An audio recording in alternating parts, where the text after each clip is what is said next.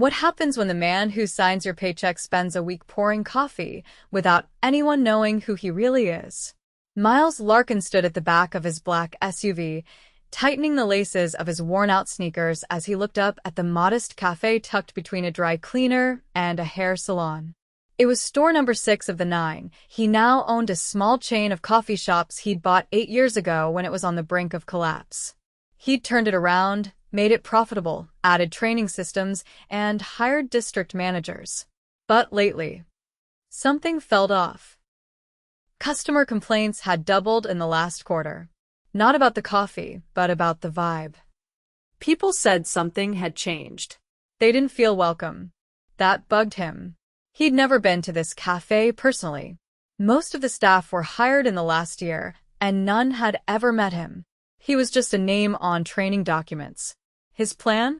Go undercover as Dylan, a middle-aged trainee with a job placement agency who needed a fresh start. His disguise was simple but solid. He wore glasses, a gray hoodie, khakis, and a fake wedding ring.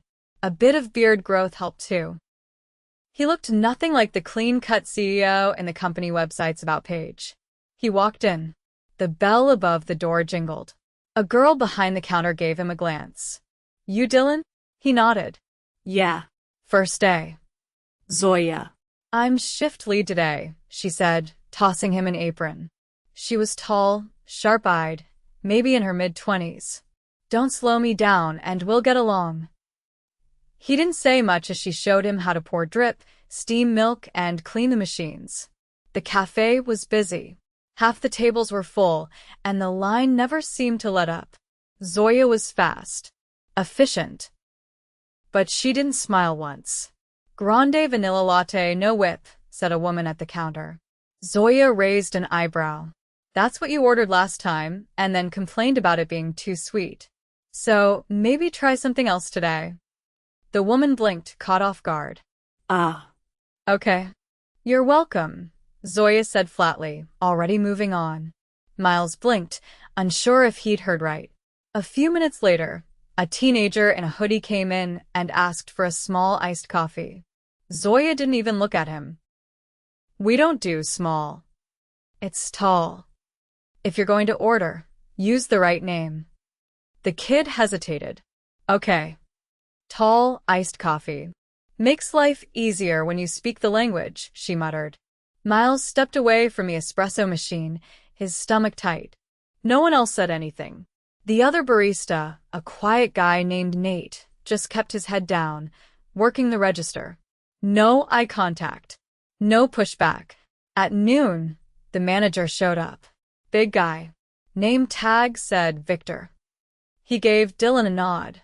"Placement program, right?" "Yeah." "Whatever. Just don't mess with the tips. Zoya runs this shift. You just follow her lead."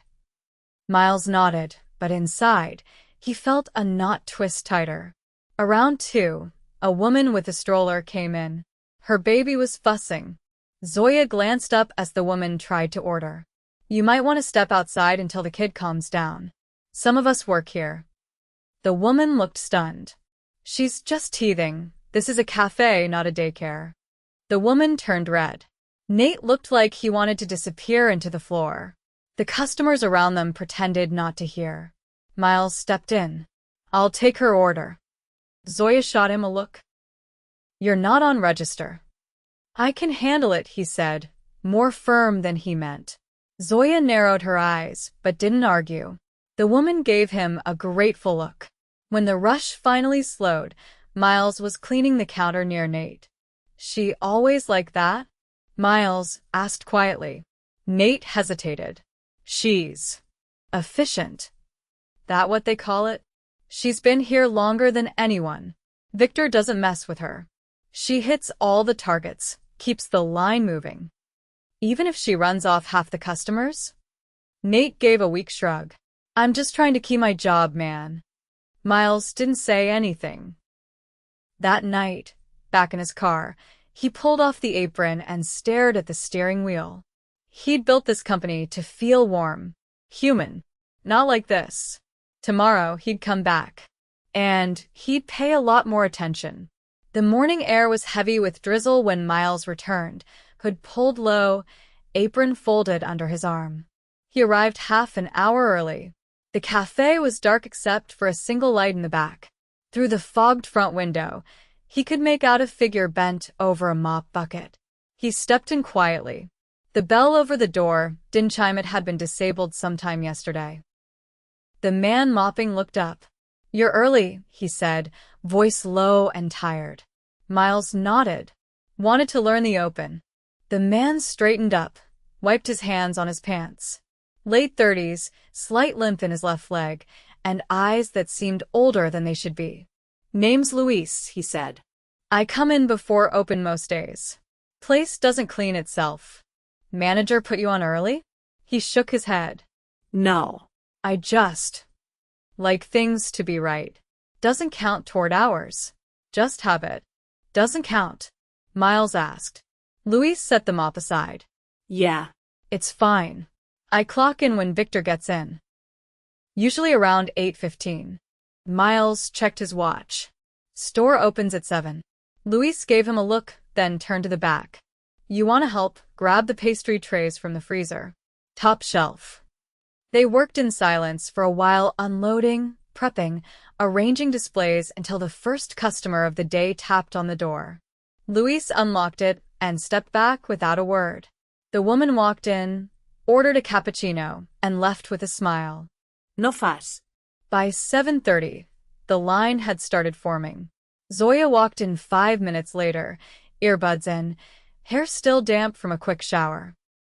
She looked at the setup, then at Luis. "You did the floors again?" Luis shrugged. "Just wanted it clean." "You didn't clock in?" He shook his head. Zoya opened the register without another word, counted the drawer, then motioned for Miles to take the bar. "I'll call drinks. You just follow cues." The morning rush began. It was relentless. By 8:40, Victor strolled in, coffee in hand from another shop down the block. He didn't greet anyone, just stepped behind the counter, glanced at the tip jar, and then disappeared into the back. Miles kept his head down, steaming milk, wiping spills, handing drinks off. But his eyes caught everything. Zoya corrected customers constantly. Not once with patience. Sometimes under her breath. Sometimes not. A man ordering 2 drinks for his coworkers was told he should write things down next time. A woman with an accent is told to try again, slower, when repeating her order. And when a delivery driver came in to pick up a prepaid catering order, Zoya told him he was 4 minutes late and that, next time, we won't hold it past 10. The driver, a young man in a soaked hoodie, looked like he wanted to say something but didn't. He just took the boxes and left. Miles followed him out on the pretense of taking out trash. "You okay?" he asked once they were by the dumpsters. The kid glanced back at the cafe. "Yeah. Just tired of being treated like I'm invisible." "She talk to you like that often?" "Every time I come here. Last time I asked for a bathroom code while I waited, she said this isn't a gas station." Miles said nothing. The driver shook his head. "Guess I don't look like someone worth being polite to." Then he walked off, back into the rain. Inside, the energy had shifted. Luis was now on register, Zoya on bar, and Miles was sent to wipe tables. He moved slowly, listening. Luis's voice was calm, steady. He asked names, thanked people, even offered suggestions when someone hesitated. It wasn't flashy, but it was warm. A woman in medical scrubs came in, looking exhausted. "Long night?" Luis asked. "Double at the ER." "On the house today," he said, sliding her a black coffee. "Thanks for what you do." She stared at him for a second, then stepped aside, smiling softly.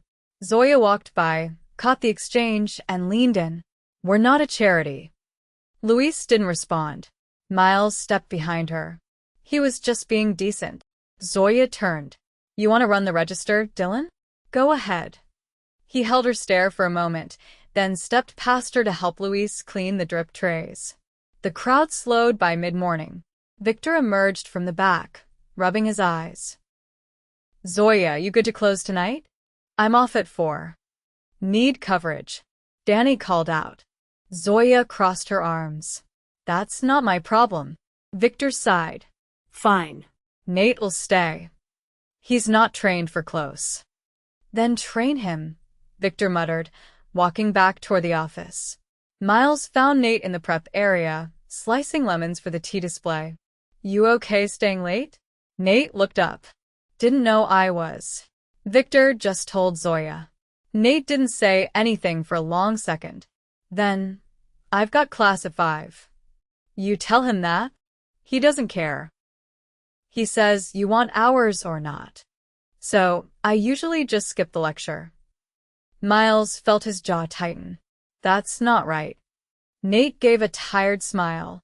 It is what it is. Later, while restocking cups, Miles spotted a woman in the corner with a laptop and a toddler in a booster seat. The child dropped a toy, and the woman stood to retrieve it. Zoya walked over. Can't have your kid running around. It's a safety issue. He's just sitting. He dropped his toy. Still. Not our job to babysit. If he falls, we get sued. The woman looked confused. He hasn't moved. Just saying. Keep him at the table. Miles stepped in. She's got it under control. Zoya turned slowly. You have something to say again? He nodded. Yeah. Maybe you let people breathe. This isn't boot camp. She stared at him, silent, then walked away. Luis passed behind him, whispering, Careful. She'll report you in a second. To who? Miles asked. Luis gave a sad smile. Doesn't matter. Victor backs her every time. It was noon before Victor addressed the floor again. We're out of oat milk. Someone run to the bodega. Zoya was already back on her phone. Nate was elbow deep in dishes. Miles raised his hand. I'll go. Victor tossed him a 20. Get 2. And receipts, or I dock your drawer. On his way out, Miles paused by Luis. You ever think about managing? Luis shook his head. Not worth the headache. I tried once. Victor didn't like being corrected. Miles nodded slowly and stepped outside. By the time he returned, the floor was chaos. A large order had gone missing. A customer was arguing about being double charged. Zoya was snapping at Nate for not labeling the damn lids, and Victor was nowhere to be seen. Miles dropped the milk, then pulled out his phone and stepped into the back hall. He dialed.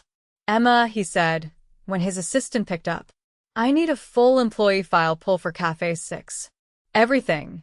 Today. She asked why. Because I think we're about to blow this place wide open. Miles returned from the bodega soaked through, oat milk cartons tucked under each arm. He stepped into the cafe just as the bell above the door let out a faint buzz. The line had swelled again. A group of high schoolers lingered near the pastry case, unsure of whether they wanted to order. Zoya stood near the pickup counter, arms folded, watching them with a look that made it clear they were testing her patience. You're blocking the display, she called out. If you're not ordering, step aside. One of the boys turned, startled.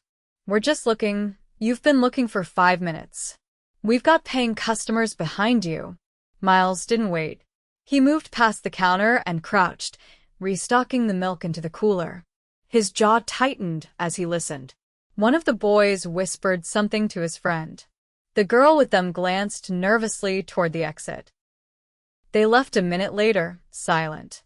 Luis caught Miles's eye as he came back around to the front. They'd been waiting for the girl's mom. Luis said quietly. She's a nurse. Comes in every Wednesday. Miles didn't speak. He glanced toward the back, where Victor had disappeared again. At 1:15, the crowd thinned.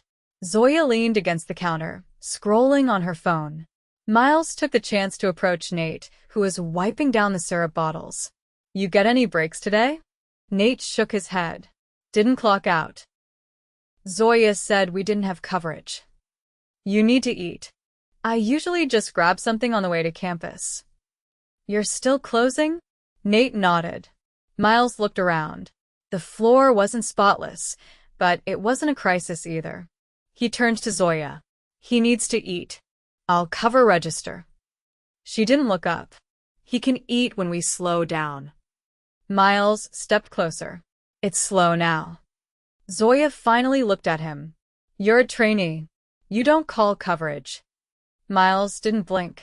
I'm not asking. She stared at him, then turned and walked toward the back without a word. Nate gave him a nervous glance, then ducked out the side door toward the alley, where staff sometimes sat on crates to eat. Luis leaned over. You sure you want to poke the bear? Miles didn't answer. He just moved behind the register, helping an older man count out exact change. At 2, a woman came in wearing a headscarf and carrying a guide dog. She waited patiently at the front as Zoya returned from the back. I placed a mobile order, the woman said. Name's Amira. Zoya tapped the screen. It's there. Just waiting on the sandwich. She turned and shouted toward the kitchen. Luis, make sure that egg white's extra hot. We're not giving out lukewarm again. Then, without warning, Zoya turned back to Amira. You can't bring a dog in here. Amira blinked. He's a guide dog. Legally, I know the law, Zoya interrupted. But we've got customers with allergies. You should wait outside. Miles froze behind the espresso machine. Luis stopped moving completely. Amira's voice was calm. This is a trained service animal. I'm legally allowed to be here.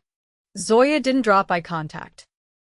And I'm legally allowed to ask you to be mindful of other customers.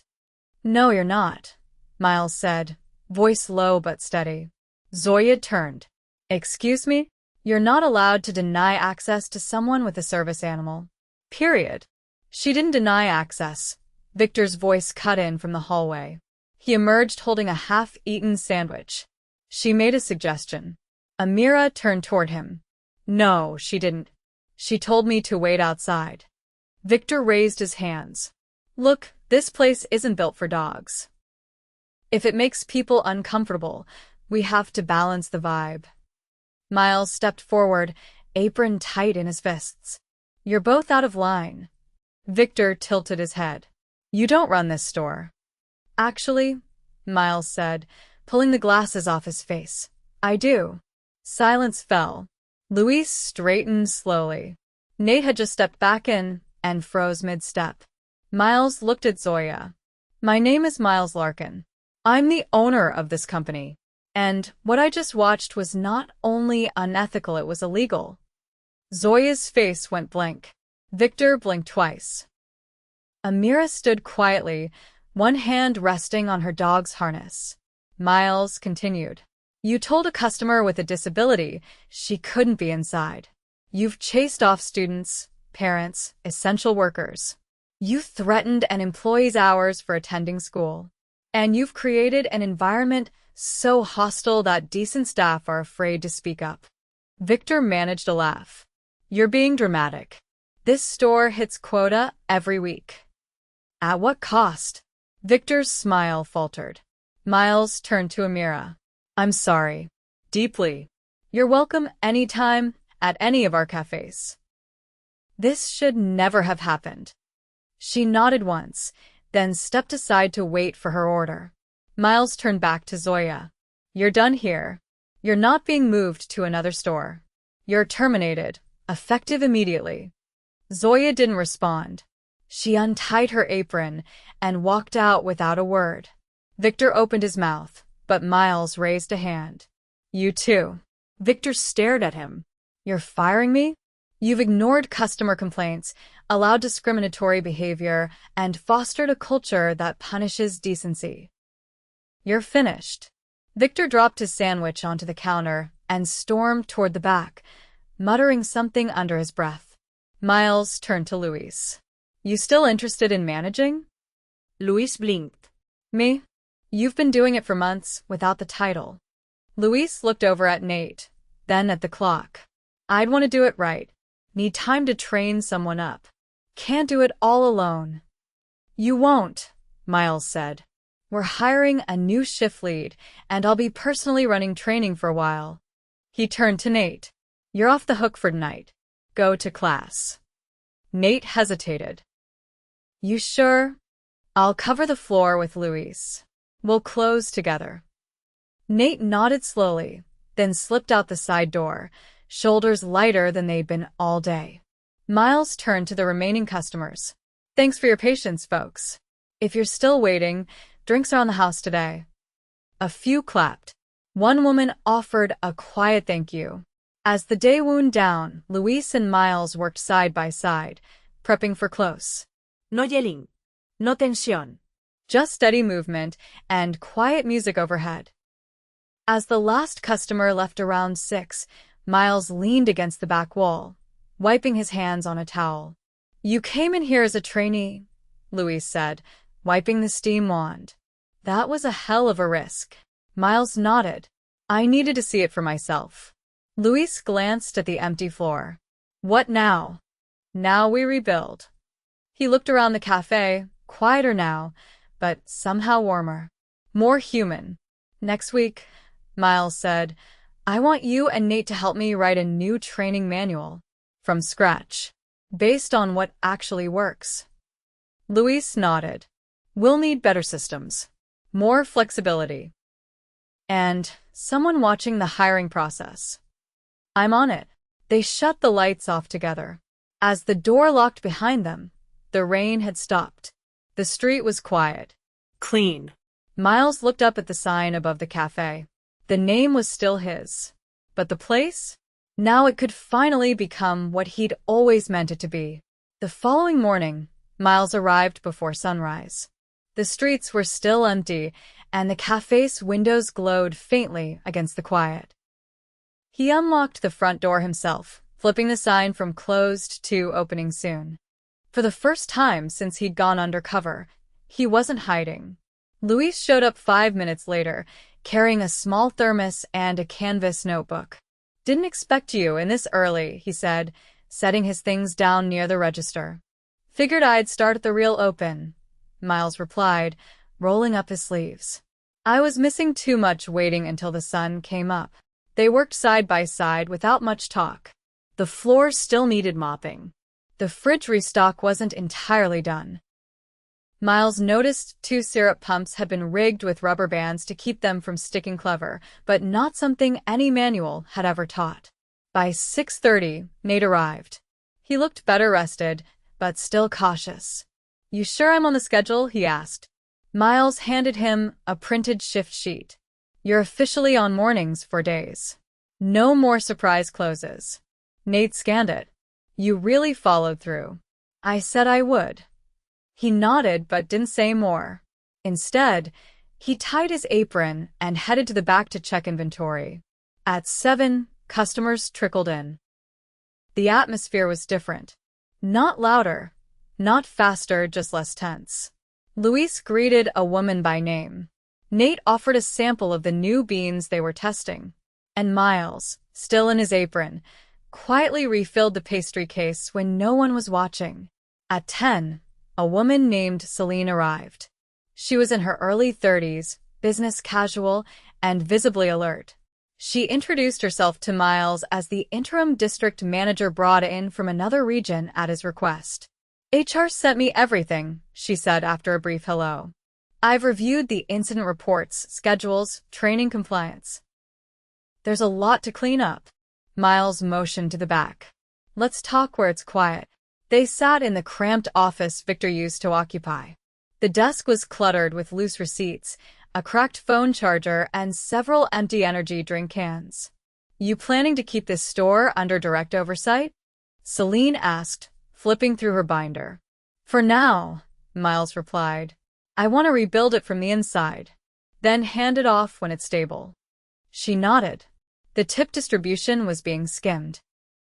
Victor had been manually adjusting the split before sending it to payroll. Miles let out a slow breath. Employees see that, even if they don't say it. Already corrected, she said. Also, Zoya's been blacklisted from rehire. We flagged her exit note for conduct violations and harassment. Good. Celine hesitated.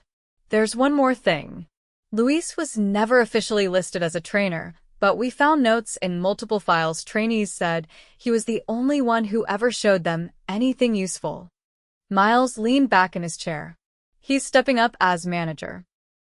I'm giving him autonomy to build his own team. Celine closed the binder. He deserves it. Just make sure he's supported. Miles stood. That's the plan. Later that afternoon, he gathered the staff, just the three of them, for a short meeting near the espresso machine before the next rush hit. Starting next week, he said, we're piloting a new training structure. No more stock videos. No more copied handbooks. Luis and Nate are helping me write it from scratch. Luis looked up. You still want my input? I need it, Miles said. You've been keeping this place together. I just didn't see it. Nate asked, what about new hires? Are we bringing anyone in? 2 interviews scheduled tomorrow, Miles replied. We'll take our time. No more rushing bodies into uniforms. They nodded. No applause. No big smiles. Just quiet agreement.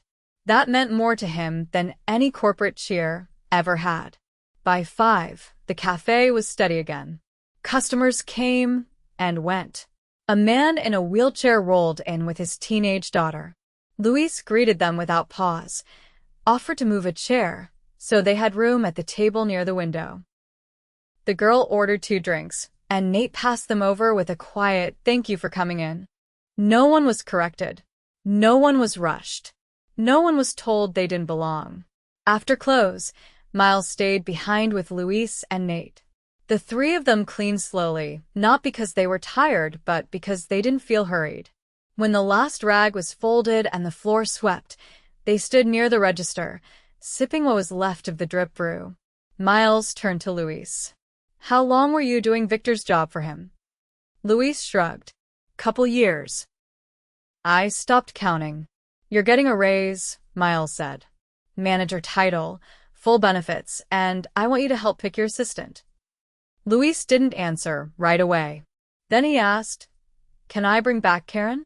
She was a great opener. Left after Zoya cut her hours down to 2 a week. You still have her number? Yeah. Call her tomorrow. If she's interested, we'll set it up. Nate leaned on the counter. What about the other stores? Miles looked at him. They're next. I've already scheduled unannounced visits to every cafe. No disguises this time. Just me, walking in. Luis chuckled. You'll need comfortable shoes. I bought 3 pairs. They laughed just a little, not loudly. But it was the first time since Miles had walked into that store that the laughter didn't feel forced. Before they left, Miles turned off the lights himself. He stood for a moment in the darkened cafe, listening to the hum of the fridge, the faint creak of the building settling. He'd seen what happens when rules replace judgment, when efficiency outweighs kindness, when no one looks beneath the surface. Not anymore. As he locked the door behind him, Miles didn't feel like a CEO. He felt like a man who had just reclaimed his company, and for the first time in years, that was enough.